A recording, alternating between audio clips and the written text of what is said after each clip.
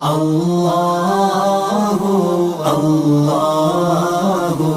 اللہ الحمد للہ وکفا وسلام علی عبادہ الذین اصطفى اما بعد فاعوذ باللہ من الشیطان الرجیم بسم اللہ الرحمن الرحیم ولا تتمنوا ما فضل اللہ به بعضکم علی بعض۔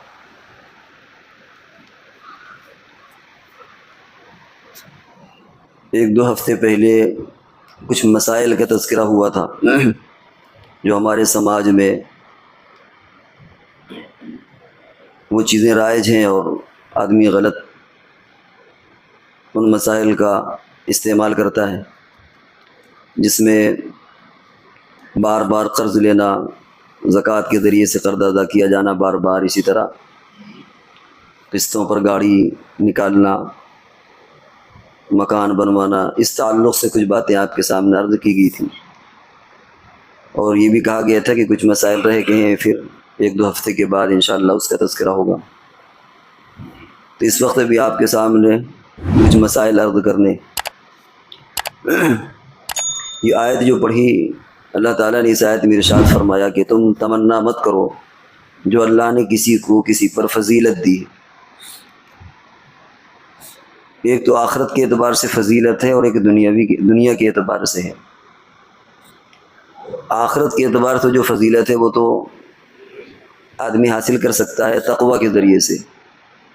اللہ تعالیٰ نے ارشاد فرمایا ان اکرمکم عند اللہ اتقاکم، کہ تم میں سب سے زیادہ اللہ کے قریب وہ ہے جو متقی ہوگا، اور ظاہر ہے جو اللہ کے قریب ہوگا اس کو جنت میں اسی اعتبار سے درجات ملیں گے۔ تو یہ تو انسان جتنا چاہے اپنے آپ کو متقی بنا لے، تقوی اختیار کرے، یہ اس کے بس میں ہے۔ دنیا میں بہت سی چیزیں ایسی جو انسان کے بس میں نہیں ہیں۔ کچھ چیزیں ایسی ہوتی ہیں جو وہبی ہوتی ہیں، اور کچھ کسبی کہتے ہیں جو انسان اپنی محنت اور مشقت سے حاصل کرے، اور وہبی وہ ہوتی ہیں جو اللہ کی خاص عطا اس کے حکمت کے اعتبار سے ہوتی ہے، جیسے نبی بننا، صحابہ بننا، یہ اللہ کی طرف سے ہے۔ اب تو وہ سلسلہ بھی بند ہو گیا، قیامت تک نہ کسی نبی کا آنا ہوگا اور نہ کوئی صحابیت کا سلسلہ شروع ہوگا، لیکن ایک سمجھانے کے لیے۔ اور ایک چیز کسبی ہوتی ہے، یعنی انسان اس میں محنت اور مشقت کرتا ہے، حاصل کر لیتا ہے، اور کبھی ایسا ہوتا ہے کہ محنت اور مشقت کرتا ہے اور نہیں بھی حاصل کر پاتا ہے۔ ایسی چیز کے تعلق سے یہ حکم ہے کہ تم ایک دوسرے پر بڑھنے کی تمنا مت کرو۔ تمہارا کام یہ ہے کہ تم جدوجہد کرو اور کوشش کرو، لیکن کسی کو چھونے کی، پا لینے کی اپنے طور پر کوشش مت کرو۔ وہابی جو چیزیں ہوتی ہیں یا اللہ کی کچھ حکمت کے اعتبار سے جو چیزیں ہوتی ہیں جن میں انسان کا بس نہیں، اس کی مثال آپ یہ بھی لے سکتے ہیں کہ اللہ نے کسی کو مرد پیدا کر دیا، کسی کو عورت پیدا کر دی، تو اب کسی مرد کے لیے یہ فضول ہے کہ وہ سوچے کہ کاش کہ میں عورت ہوتا ہے، یا عورت یہ سوچے کہ میں مرد ہوتا ہے، کیونکہ انسان کے بس کا نہیں ہے۔ بہرحال ہم اس کو آگے اختصار کرتے ہوئے چلیں کہ معاشی اعتبار سے اور جو انسان زندگی اپنی گزارتا ہے، اس اعتبار سے چار چیزیں آپ کے سامنے بیان کی گئی تھی۔ ایک تو تجارت کے ذریعے سے آدمی اپنی انکم کو مضبوط کرتا ہے، اپنے اخراجات چلانے کی فکر کرتا ہے۔ اسی طرح ملازمت ہے، کہیں نوکری کر لیا، سرکاری ہے یا پرائیویٹ ہے۔ اسی طرح زراعت ہے، جو دیہات میں لوگ رہتے ہیں، کھیتی کسانی کرتے ہیں، باغبانی کرتے ہیں۔ اور ایک صنعت اور حرفت ہے، جو انسان اپنے ہاتھ کی فنکاری سے وہ چیزیں کرتا ہے، بناتا ہے یا ایجاد کرتا ہے۔ اس تعلق سے آپ کے سامنے بات عرض کی گئی تھی، اور اس میں آدمی کو ایک دوسرے سے بڑھنے کی تمنا نہیں کرنا چاہیے، جدوجہد کرنا چاہیے، اپنی پوری کوشش کرنا چاہیے، لیکن کسی کی نقل اتارنے کی یا کسی کو چھونے کے لیے، پیچھا کرنے کے لیے، یہ انسان کے بس میں نہیں ہے۔ پھر انسان مایوس ہو جاتا ہے، ہمت ہار بیٹھتا ہے۔ اس لیے اس کا کام یہ ہے کہ وہ تلاش رزق کے تعلق سے اپنی کوششیں پوری اور اپنی جدوجہد پوری صرف کرے، اس کے بعد اللہ کی طرف سے جو بھی ہو اس کو اپنے لیے بہتر سمجھے۔ یہ ان تمام باتوں کا خلاصہ جو اس سے پہلے آ چکی تھی۔ آج کے اس نشست میں جو چند باتیں اور چند مسائل عرض کرنا ہے، اور جو لوگ پوچھتے رہتے عام طور سے، بڑے کامن سے ہوتے ہیں، اور ایسا نہیں کہ آپ کے سامنے بیان نہیں کیا گیا، بیان کیے بھی گئے ہیں۔ آپ بہت سے لوگوں کو معلوم ہوگا اور بہت سے لوگوں کو نہیں معلوم ہے۔ بہت سے لوگ شرما حضوری میں پوچھتے نہیں ہیں۔ ایک تو ان میں مسئلہ ہے کہ عام طور سے لوگ پوچھتے ہیں کہ بھائی اگر سطر کھل گیا یا آدمی ننگا ہو گیا تو اس کا وضو ٹوٹے گا یا نہیں ٹوٹے گا؟ تو یاد رکھیے کہ وضو ٹوٹنے کی کچھ چیزیں ذکر کی گئی ہیں، ان کے علاوہ وضو نہیں ٹوٹتا۔ مثال کے طور پر ریا خارج ہونا ہے، پاخانہ کرنا ہے، پیشاب کرنا ہے، خون نکل کر کے بہہ جانا ہے، قے آ جانا ہے منہ بھر کر کے، تو اسی طرح سو جانا ہے گہری نیند، تو یہ وہ چیزیں ہیں جن سے وضو ٹوٹ جاتا ہے۔ باقی ننگا ہونے سے، سطر کھلنے سے وضو نہیں ٹوٹتا، چاہے آدمی اپنا سطر دیکھے اور چاہے دوسرے کا سطر دیکھے، اس سے کوئی فرق نہیں پڑتا۔ اصل میں وضو ٹوٹتا ہے ناپاک چیز کے نکلنے سے، اور ظاہر ہے کہ سطر دیکھنا یہ کوئی ناپاک چیز کا جسم سے نکلنا نہیں ہے، تو اس لیے اس سے وضو کا کوئی تعلق نہیں ہے۔ وہ چاہے اپنی شرمگاہ پر نگاہ پڑ جائے، چاہے دوسرے کی شرمگاہ دیکھ لے، چاہے وہ کپڑا بدل رہا ہو اور ننگا ہو جائے، اس سے وضو نہیں ٹوٹتا۔ نہانے میں سطر کھلا رہتا ہے، کچھ لوگ چڈی پہن کے نہاتے ہیں، کچھ باتھ روم میں وہ بھی اتار دیتے ہیں، ننگے ہو کر کے نہاتے ہیں۔ ظاہر ہے کہ نہانے میں غسل بھی ہو جاتا ہے، اور غسل کے ساتھ ساتھ یعنی غسل میں اور نہانے میں وضو بھی ہو جاتا ہے، تو اب اس کے بعد وضو کی بھی ضرورت نہیں ہے، الا یہ کہ نہانے کے بعد اگر وہ چیزیں پیدا ہو جائیں جو ابھی آپ کے سامنے بیان کی گئی کہ پیشاب کر لیا، پاخانہ یا ریا خارج ہو گئی یا خون نکلا یا بہہ گیا، تو جیسے وضو ٹوٹتا ہے عام حالات میں، ویسے ہی نہانے کے بعد اگر یہ کوئی عذر پیدا ہو گیا ہے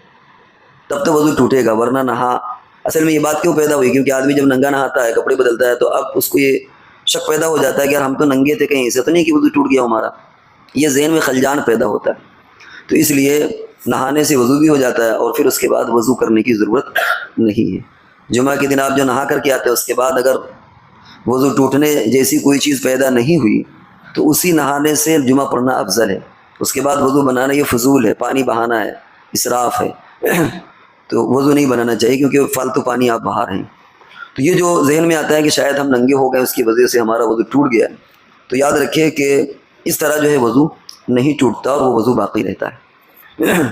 یہ مسئلہ آپ کو کلیئر ہو گیا ہوگا کہ اپنا سطر دیکھنا یا دوسرے کا سطر دیکھنا یا ننگے ہونا، چاہے وہ باتھ روم میں ہو یا کپڑا بدلنے کے وقت میں ہو، اس سے وضو ٹوٹنے کا کوئی تعلق نہیں، اس سے وضو نہیں ٹوٹے گا، چاہے وہ نہانے کے بعد کا مسئلہ ہو یا یوں ہی ہو بغیر نہائے یوں ہی آدمی کبھی کپڑا بدلتا ہے، یا تو ان شکلوں میں وضو نہیں ٹوٹے گا۔ ایک مسئلہ لوگ یہ پوچھتے ہیں کہ کبھی کبھی ایسا لگتا ہے کہ ریا خارج ہو گئی، حالانکہ یقین نہیں ہے، تو ایک تو یہ بات ذہن میں رکھیں کہ شک بہت برا مرض ہے۔ دنیا میں جتنے امراض اللہ نے پیدا کیے ان میں سب سے بدترین مرض جو ہے وہ شک ہے۔ شک میں کوئی زخم نہیں لگتا آدمی کو کہ کہیں زخم لگ گیا ہو، پھڑیا، پھنسی، کڈنی اسٹون اور دنیا بھر یہ سب کچھ نہیں ہوتا اس کو، لیکن یہ ایک ایسی ذہنی بیماری ہے کہ جس سے انسان نکل نہیں پاتا۔ ایک شیطان ہے وہ آدمی کو شک پیدا کرتا ہے، اس میں پانی کا بھی شک ہے، ریا کا بھی شک ہے، پیشاب کے قطرات کا بھی شک ہے، تو اس سے اپنے آپ کو نکالنا چاہیے۔ حدیث میں آتا ہے کہ اس وقت تک وضو نہیں ٹوٹتا جب تک کہ آپ ریا کی آواز کو سن نہ لیں۔ اب یہاں یہ ہوتا ہے کہ بھائی دھیرے سے بھی تو ریا خارج ہو جاتی ہے، اصل میں حضور صلی اللہ علیہ وسلم نے اسی بات کا علاج کیا ہے۔ منشا یہ کہ جب تک مکمل طور پر یقین نہ ہو جائے تب تک آپ یہ سمجھیں کہ ہمارا وضو نہیں ٹوٹا۔ کبھی کبھی گیس آتی ہے، اوپر نیچے ہوتی ہے، اور پاخانے کے مقام پر ایسا آتا آ کر کے وہاں پٹے سے ہو گئی یا وہاں پر آ کر رک گئی، اب شک پیدا ہوا کہ نکلی تھی کہ نہیں نکلی تھی۔ ایسے موقع پر اگر بالکل یقین کا درجہ ہے تب تو وضو ٹوٹے گا، اور اگر یقین نہیں ہے آپ کو، بس صرف شک پیدا ہو گیا، تو اس سے وضو نہیں ٹوٹے گا۔ اور ضرورت سے زائد احتیاط کی بھی ضرورت نہیں ہے، یہ غایت درجہ احتیاط ہی شک کے دائرے میں لا کے کھڑا کر دیتا ہے۔ آدمی کہتا ہے احتیاطاً کر لو، پھر وہی احتیاط آگے جا کر کے شک پیدا کر دیتا ہے۔ ایک اور مسئلہ آتا ہے کہ اگر کبھی آدمی کو یاد نہیں رہتا کہ ہمارا وضو ہے یا ہمارا وضو نہیں ہے، مثال کے طور پر سردی کا موسم، اس نے عصر کی نماز پڑھی اور اب مغرب میں سردی ہے، سوچتا ہے کہ یار اسی عصر کی وضو سے ہم مغرب کی نماز بھی پڑھیں، تو اب اسے یاد نہیں ہے کہ میرا وضو ہے یا نہیں۔ اب اس میں اگر غالب گمان ہے کہ میرا وضو نہیں ہے، ٹوٹ گیا تھا، یا یقین ہے کہ ٹوٹ گیا تھا، تب تو وضو آپ کو کرنا ہے۔ لیکن اگر آپ کو شک پیدا ہو گیا تو اس شک سے وضو نہیں ٹوٹے گا، کیونکہ وضو بنانے کا آپ کو یقین ہے، آپ نے عصر میں بنایا تھا، اور ٹوٹنے کا شک پیدا ہو گیا، تو ایک قاعدہ ہے، ایک ضابطہ ہے، الیقین لا یزول بالشک، کہ یقینی چیز شک کے ذریعے سے ختم نہیں ہوتی۔ تو جس وضو بنانے کا آپ کو یقین ہے وہ شک کی وجہ سے نہیں ٹوٹے گا، اس لیے مسئلے کہ آپ بنا لیں وہ ٹھیک ہے، وضو پر وضو بنانا اس وقت صحیح ہوتا ہے جبکہ کوئی عبادت اس سے آپ کر لیں۔ آپ گھر سے وضو بنا کے آئے، پھر سوچا یار مسجد میں پھر بنا لیں،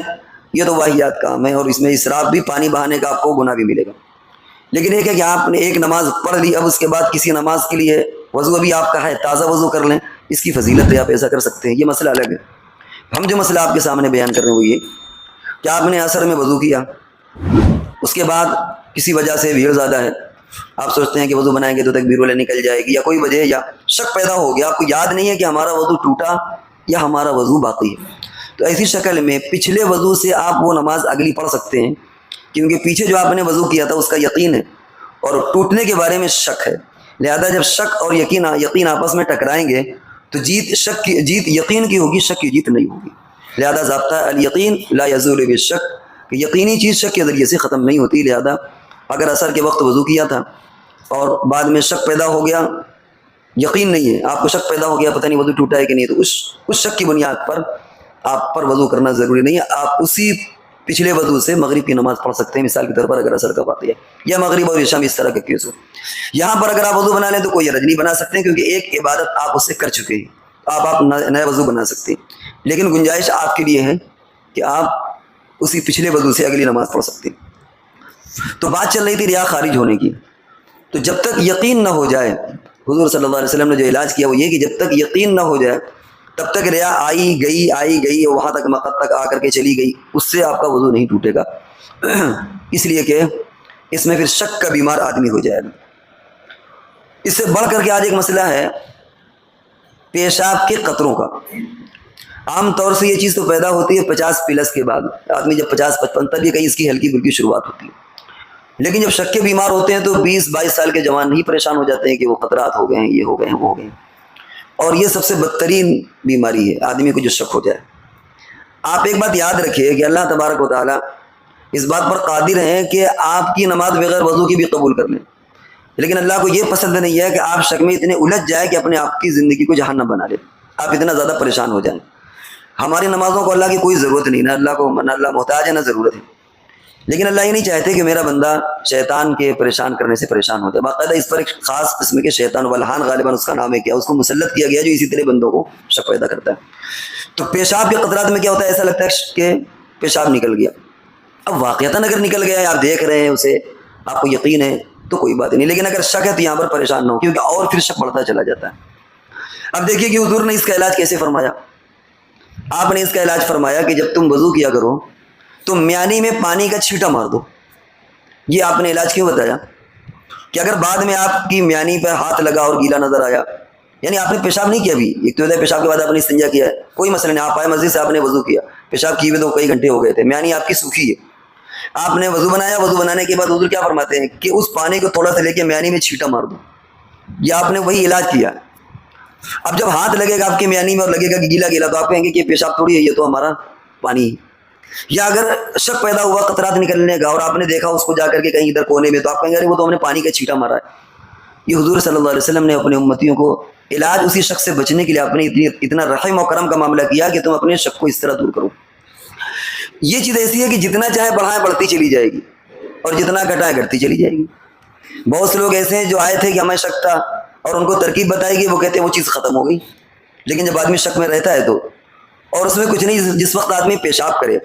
اس وقت اپنے عضو کو بائیں ہاتھ سے اس طرح کر کے آپ اس کو یوں کر دیں، نچوڑ دیں، آپ صاف کر دیں، اس کے بعد استنجا کر لیں، خلاص، اس کے بعد کیا آ رہا ہے ادھر دھیان ہی نہ لے جائیں، کیونکہ ذرا بھی دھیان لے جائیں گے تو بار بار آپ کا ذہن اسی میں جائے گا، اور کبھی کبھار اگر اس طرح ہو جائے تو آپ اسی میں نماز پڑھ لیجیے، کیونکہ اگر ایک بار آپ شیطان کے دباؤ میں آئے تو سمجھ لیجیے کہ پھر آپ کو وہ دبا دے گا، پھر اس سے نکلنا باہر ہو جاتا ہے۔ بعد میں جب آپ کا شک ختم ہو جائے، آپ بالکل فری ہو جائیں اور آپ اپنے آپ کو صحت مند محسوس کریں، تو شاید ان نمازوں کی قضا کر لیجیے کہ جو آپ کو شک پیدا ہو گیا تھا کہ شاید میری عمر میں جو 2-4 نمازیں ہماری اس طرح کی تھیں وہ شاید یقین تھا پیشاب نکل آیا تھا، پھر پڑھ لیجیے گا جا کے 8-10 سال کے بعد اس کی قضا کر لیجیے گا۔ لیکن اگر اس طرح آپ اپنے آپ کو اور کم جس کو کہتے ہیں غالب آنے کی کوشش نہیں کریں گے تو شیطان آپ پر مسلط ہو جائے گا، اور 20-22-30 سال 35 سال میں تو اس طرح کی کوئی چیز ہوتی ہی نہیں، یہ بلا وجہ آدمی اپنے اوپر مسلط کر لیتا ہے، یہ تو بڑھاپے میں ایسا ہوتا ہے، اور یہ جو ہم نے آپ کو ترکیب بتائی بڑھاپے میں بھی یہ چیز ختم ہو جاتی ہے۔ تو اس وقت اس کے مریض بہت ہو رہے ہیں،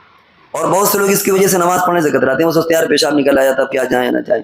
اس طرح وہ شیطان ان کو نماز پڑھنے سے دور کر دیتا ہے۔ چلیے مان لیجیے کہ اگر ایک قطرہ نکل بھی آیا، آپ کو یقین ہو گیا تو ٹھیک ہے، اس سے وضو ٹوٹ جائے گا، آپ بنا لیں، لیکن نماز آپ پڑھ لیجیے، جب موقع ملے کپڑا چینج کر لیجیے گا، کیونکہ کچھ نہ کچھ نجاست کی بھی گنجائش رکھی گئی ہے. نجاست کی گنجائش یہ ہے کہ 1 درہم کے برابر اگر اس کا پھیلا ہو یا وزن ہے یا وہ سخت نجاست ہے یا گیلی نجاست ہے یعنی پاخانہ پیشاب, تو اتنی شریعت نے خود ہی گنجائش دی. پرانے زمانے میں کھڈیاں ہوتی تھیں, آدمی اسی میں پاخانہ کرتا تھا, اس میں بے شمار مکھیاں بیٹھتی تھی. وہی مکھیاں کیا ہے اس میں بیٹھی, وہی اڑ کر کے آدمی کے بدن پر بیٹھ گئی. ایک مکھی نہیں تھی, سینکڑوں مکھی. تو آپ دیکھیں کہ اگر سینکڑوں مکھی اس ناپاکی میں بیٹھی ہے اور اڑ کر کے وہی ہمارے جسم میں بیٹھ گئی, تب تو ہونا ہی چاہیے کہ بھائی کپڑا بدلو جا کے. لیکن کہیں شریعت نے یہ نہیں کہا کہ صاحب کپڑا بدلو, کیونکہ آدمی مشقت پہ پیدا ہو گیا. معلوم یہ ہوا کہ اتنی گنجائش شریعت نے پہلے سے ہی دی ہوئی ہے. آدمی پیشاب کرتا ہے, بھائی آج کل تو ایک ایڈوانس زمانہ ہے کہ آپ نے اس میں شیٹ میں پیشاب کیا, چھینٹیں نہیں, لیکن کبھی کبھی آدمی کھلی جگہ میں دیہات ہے یا کہیں ایسے پیشاب کرتا ہے, اس کی چھینٹیں الٹ کر کے واپس آ جاتی ہیں. شریعت یہ کہتی ہے وہ چھینٹیں سب معاف ہیں کیونکہ ان سے بچنا مشکل نہیں ہے. یعنی آپ یہ دیکھیے کہ شریعت نے آسانی کتنی پیدا کی کہ تم کو کسی طرح کی کوئی اذیت اور پریشانی نہ ہو. تو اگر کبھی اس طرح پیشاب کے قطرے کا یہ ہو جائے آ گیا تو آپ نماز پڑھ لیں بعد میں جب موقع ملے, کیونکہ پھر وہ کیا ہوگا, شیطان بہکائے گا کہ یار تم تو ناپاک ہو گئے, تمہارے کپڑے میں تم کیسے پڑھو گے. اس بہانے سے وہ آپ اسے نماز چھوڑوا دے گا. اب ایک آدمی رہنے والا جاجموں کا کام کرنے یہاں آتا ہے, ہر وقت ایک جوڑی کپڑا لیے تھوڑی آئے گا وہ کہ اپنے ساتھ آئے 2-4 جوڑی کپڑا بھی لائے, ہر وقت وہ کپڑے چینج کرتا رہے تو پریشان ہو جائے گا. ہر وقت آدمی میانی بھی نہیں دھل سکتا, کہاں دھلے گا جا کر کے ایگزام میانی لٹکا کے گیری, وہ بھی صحت کے لیے نقصان دہ. تو اس لیے ایسے میں نماز پڑھ لیں کیونکہ اتنی معاف ہے, بعد میں جب موقع ملے اس کو کپڑا وہ چینج کر لے وہ. تو آپ اگر ان باتوں کو آپ دیکھیں تو آپ کو کتنا فری محسوس ہو رہا ہوگا کہ ہم لوگ کتنے پریشان ہو جاتے ہیں. اسی طرح بارش کی چھینٹیں ہیں, یہ عام چھینٹیں جو پڑتی ہیں یہ سب اسی درجے میں ہے. ایک ہوتی نجاست خفیفہ, ایک ہے غلیظہ. غلیظہ سے مراد ہے کہ جو کم درجے کی معاف ہوتی ہے. خفیفہ سے مراد ہے جیسے بکری کا پیشاب, جو جانور کھائے جاتے ہیں ان کا پیشاب ہے, وہ بہت ایریے میں یعنی چوتھائی حصہ بھی, اگر چوتھائی حصہ سے کم ہے تب بھی معاف ہے. چوتھائی حصہ آپ سمجھ رہے ہیں کہ اگر کرتے کا دامن ہے تو گویا 1/4 سے کم اگر ہے تو اتنا معاف ہے. یہ تو بہت بڑا ایریا ہو گیا یہ. اسی طرح یہ جو سڑکوں میں جو پانی بارش میں ہوتا ہے ابتلاء عام ہے, یہ بھی تقریباً اسی درجے پہ. اگر یہ پیچھے چھینٹیں پڑ جائیں ان میں بھی آپ کی نماز ہو جائے گی. اصل منشا کیا ہے, شیطان کوشش یہ کر رہا ہے کسی طریقے سے اس سے نماز سے دور کر دو, اور یہ ذہن میں پڑھانے لگتا ہے کہ تمہارے چھینٹیں پڑ گئی, کپڑا ناپاک ہو گیا, جب بدلیں گے تب پڑھیں گے, اور پھر یہ جب ہو جائے گھر جا کر کے آدمی بھول جاتا ہے, سو جاتا ہے اور نماز اس کی نکل جاتی ہے. لہٰذا اس طرح یہ چھینٹیں جو پڑ جاتی ہیں یہ بھی پاک ہے. ہاں اگر آپ کو یقین ہے کہ غلاظت پڑی ہوئی ہے, تیر رہی ہے اور وہ بہت زیادہ مقدار میں آپ کے لگ جائے, بھیگ جائے, وہ ایک الگ بات ہے. لیکن جو ہلکی پھلکی چپل سے چھینٹیں اڑتی ہیں ان کو آپ جھاڑ لیجیے اور نماز پڑھیے, ٹینشن میں مت پڑیے. بس یاد رکھیے کہ اللہ تبارک و تعالیٰ قادر ہے, وہ ہر طرح کی چیزیں ہم کو اللہ تعالیٰ مشقت میں ڈالنا نہیں چاہتا. ہماری ساڑی ٹیڑھی ترچی الٹی ہر چھوٹی بڑی سب چیزیں اللہ تعالیٰ ہماری قبول کر لے گا اگر ہمارے دل میں اخلاص ہے اور ہم شریعت کو سمجھ کر کے عمل کرنے والے ہیں. تو اس وقت بس اب اتنا ہی رکھتے ہیں. تو ننگے کے تعلق سے آئی تھی کہ وضو ٹوٹنے کے تعلق سے, غسل کے بعد وضو کے تعلق سے, اسی طرح ریا خارج ہونے کے تعلق سے, پیشاب کے قطرات کے تعلق سے, یہ چند مسائل آپ کے سامنے آئے, چھینٹوں کے تعلق سے. تو یہ نمازیوں کے لیے عام طور سے یہ چیزیں عام طور سے لوگ پوچھتے رہتے ہیں ٹیلی فون میں. کچھ لوگ سامنے آنے میں حجاب بھی محسوس کرتے ہیں, کیسے پیشاب کے بارے میں پوچھیں, ہم نے آپ کو کچھ ترکیبیں بتا دی ہیں. اس طرح انشاءاللہ اگر آپ عمل کریں گے تو جو بیماری ہوگی بھی وہ بیماری بھی آپ کی ختم ہو جائے گی. آپ کسی بھی عمر کے ہوں, آپ 60-70 سال کے بھی ہوں, اللہ چاہے گا تو جو آپ مبتلا وہ چیز بھی دھیرے دھیرے ختم ہو جائے گی. اور اگر آپ نے توجہ نہیں دی تو یہ بیماری آپ پر مسلط ہو جائیں گی اور پھر آپ ہمیشہ پریشان رہیں گے. اللہ تبارک و تعالیٰ ہم سب کو عمل کی توفیق.